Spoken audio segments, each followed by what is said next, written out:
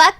ప్రకాశం జిల్లా వెలిగంట్ల మండలం బొంతగుంట్లలో దారుణం జరిగింది. పెండింగ్ విద్యుత్ బిల్లు కట్టమన్నందుకు పలువురు లైన్మెన్ పై దాడి చేశారు.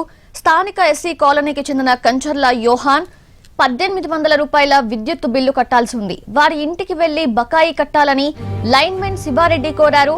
తాము పేదవాళ్లమని, అంత డబ్బు లేదని, బిల్లు చెల్లించలేమని తెలిపారు. దీంతో వెంటనే ఆయన విద్యుత్ సరఫరా కట్ చేశారు. దీంతో ఆగ్రహించిన యోహాన్ కుటుంబ సభ్యులు లైన్మెన్ పై దాడి చేసి గాయపరిచారు.